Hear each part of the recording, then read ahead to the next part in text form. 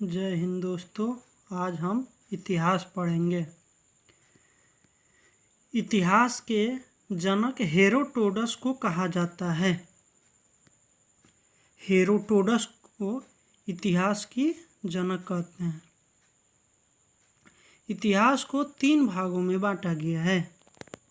पहला है प्राग ऐतिहासिक काल, इसे इंग्लिश में प्रो हिस्ट्री कहते हैं। दूसरा है आद्य ऐतिहासिक काल, आद्य ऐतिहासिक को प्री हिस्ट्री कहते हैं। और एक होता है हिस्ट्री। अब इसमें देखिए पुरातात्विक स्रोत, पुरातात्विक स्रोत इस तीनों में मिलेंगे। पुरातात्विक स्रोत का मतलब यह होता है कि उसके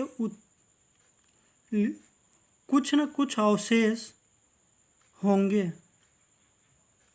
अब आद्य प्राग ऐतिहासिक क्या होता है?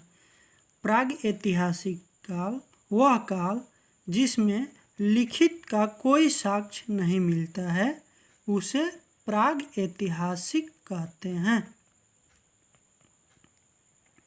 से ही आद्य ऐतिहासिक में लिखित तो है लेकिन पढ़ा नहीं जा सकता है, उसे आद्य ऐतिहासिक काल कहते हैं। अगला है ऐतिहासिक। ऐतिहासिक में लिखित है और उसे पढ़ा भी जाता है, उसे ऐतिहासिक काल कहते हैं। प्राग ऐतिहासिक काल में जो भी मिले हैं वह पत्थर के हैं, इसलिए उसे पाषाण काल के नाम से भी जानते हैं। प्राग ऐतिहासिक काल में सब चीज पत्थर के ही मिले थे।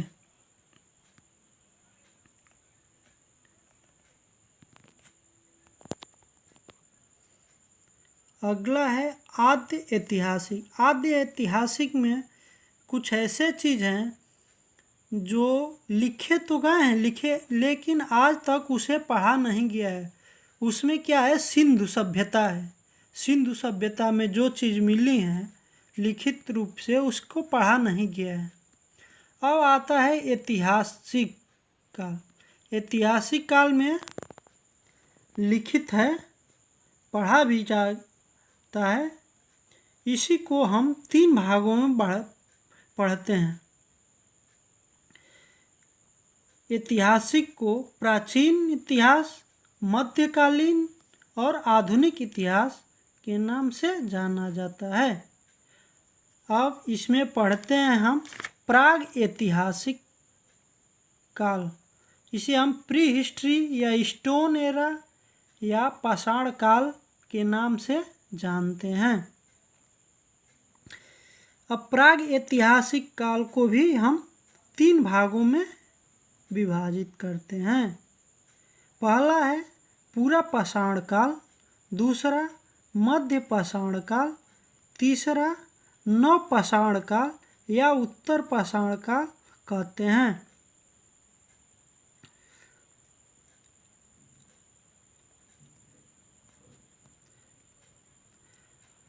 अब इसमें प्राग ऐतिहासिक काल में पढ़ते हैं पूरा पाषाण काल।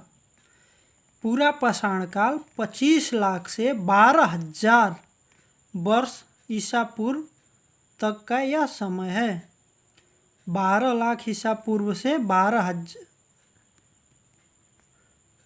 25 लाख ईसा पूर्व से 12,000 ईसा पूर्व तक का काल है। पूरा पाषाण काल सबसे अधिक समय तक बिताया गया है। पूरा पाषाण काल में मानव जानवर के तरह से था। मानव पूरी तरह जानवर था। मानव का सबसे पहले अफ्रीका महाद्वीप में पता चला था। इसीलिए अफ्रीका महाद्वीप को मानव जाति का पालना कहते हैं। यानी मानव जाति का पालना अफ्रीका महाद्वीप को कहते हैं। इसमें मानव सभ्य नहीं थे। सभ्य मानव एशिया में मिले हैं, यानी सभ्य मानव एशिया महाद्वीप में मिले हैं। और एशिया महाद्वीप में कहाँ मिले हैं?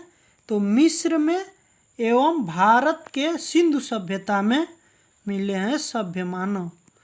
पूरा पाषाण काल के मानव खानाबदोश थे। खानाबदोश का मतलब होता है केवल खाने से उनको मतलब था, इसलिए हम उन्हें खानाबदोश कहते हैं। उस समय के मानव खाद्य संग्राहक थे।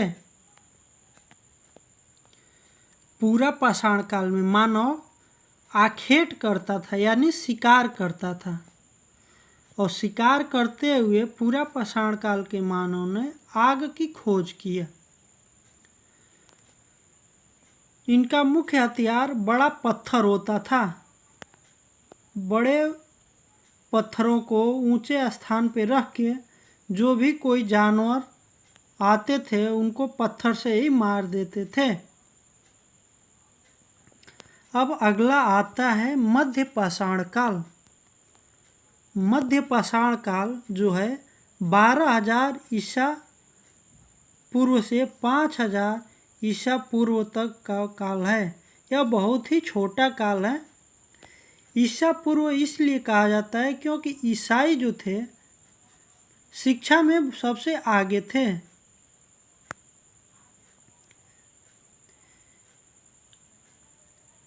ईसा का नाम कैसे पड़ा, इसको जानने के लिए आपको ईसा मसीह के जन्म के पहले और ईसा मसीह के जन्म के बाद के काल के आधार पर निर्धारित हुआ है। जैसे मान लीजिए ईसा मसीह का जन्म जब हुआ था उस समय 0 था,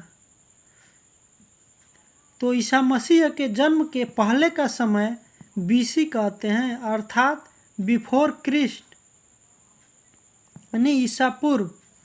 और ईसा मसीह के जन्म के बाद के समय को अन्नो डोमिनी AD कहते हैं।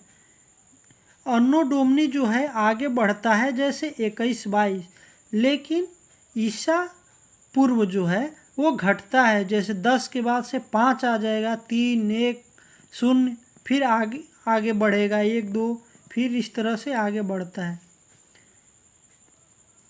मध्य पाषाण काल में अंत्योष्टि चढ़ाया जाता था।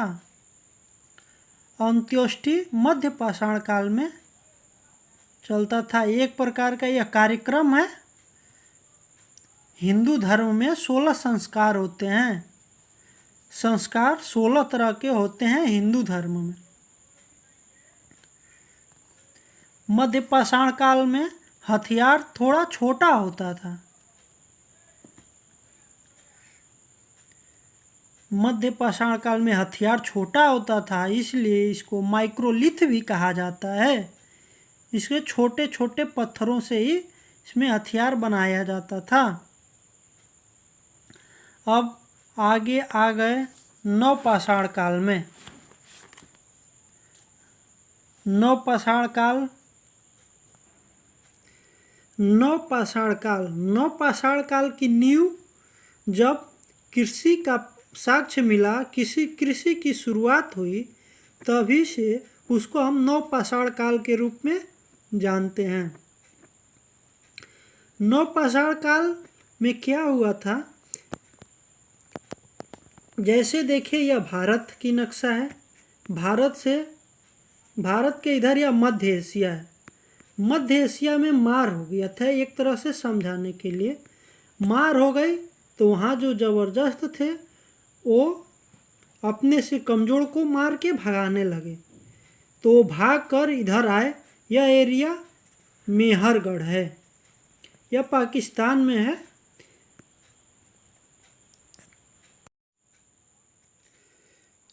तो मेहरगढ़ में आए और यहीं से कृषि की शुरुआत की। कृषि की शुरुआत 7,000 ईसा पूर्व से ही शुरू हो गई थी। जब मानव कृषि करने लगे तो उनको एक जगह रहने की ज़रूरत पड़ी। एक जगह रहने के लिए उन्होंने आवास यानी घर की व्यवस्था कर ली और एक जगह स्थिर रहने लगे। और जब रहने लगे तो एक पालतू जानवर पाला। वह पहला पालतू जानवर कौन था? कुत्ता था। अब इसमें देखिए तो जो कृषि सबसे पहले कहाँ शुरू हुई? कृषि मेहरगढ़ से शुरू हुई। मेहरगढ़ कहाँ है? पाकिस्तान में। और जो मेहरगढ़ है वह सुलेमान और किरथर पहाड़ियों के बीच में है। मेहरगढ़ कहाँ है? सुलेमान और किरथर पहाड़ियों के बीच। तो जो कृषि करने लगे तो सबसे पहले उन्होंने गेहूं और जौ की कृषि की, क्योंकि गेहूं और जौ का खेती करना बहुत ही आसान होता है। तो जब खेती करने लगे तो अनाज को उठाने के लिए किसी न किसी चीज़ की ज़रूरत पड़ती। तो उन्होंने मिट्टी का एक बर्तन बनाया जिसे अब मनका कहते हैं और मृदभांड भी कहते हैं। मिट्टी के बर्तन को मृदभांड कहते हैं। और इसी समय नवपाषाण काल में ही पहिए का आविष्कार कर लिए। पहिए की खोज नवपाषाण काल में हो गई। अब होमो सैपियंस मानव का विकास कब हुआ? किस काल में? नवपाषाण काल में होमो सैपियंस मानव का विकास हुआ। यानी होमो सैपियंस मानव कब काल में पाए जाते हैं? यानी नवपाषाण काल में होमो सैपियंस मानव पाए जाते हैं। नवपाषाण काल की नींव कृषि के आधार पर रखी गई। अब नवपाषाण काल के लोग एक और चीज़ की खोज कर लिए, वह था तांबा की।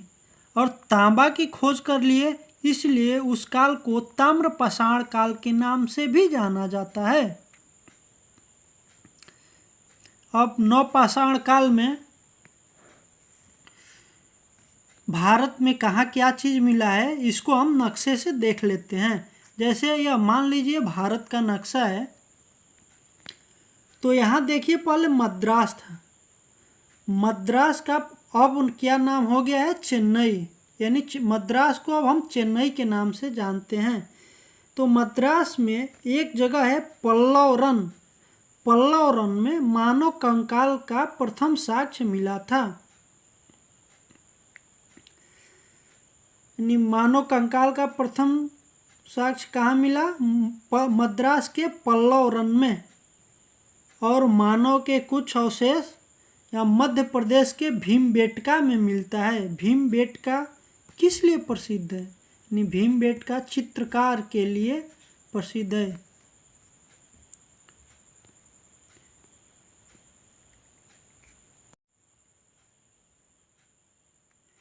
मध्य प्रदेश के भीमबेटका में चित्र का पहला साक्ष्य मिला था। और जो मानव थे, चित्र सबसे पहले जानवर का बनाए थे। जैसे देखिए यह जानवर को उतना तो दिमाग था नहीं उनके पास, तो किसी तरह से बना के इस तरह से एक कोई भी सब जानवर का चित्र बनाते थे। यानी भीमबेटका क्या है? चित्र के लिए प्रसिद्ध है। चित्रकारी भीमबेटका में हुआ है। भीमबेटका कहाँ पे है? मध्य प्रदेश में, मध्य प्रदेश के रायसेन जिला में। रायसेन जिला में भीमबेटका है। यह रायसेन जिला किस पर्वत के श्रेणी में है? विंध्याचल पर्वत श्रेणी में है। विंध्याचल पर्वत श्रेणी या नर्मदा घाटी? नर्मदा घाटी में है।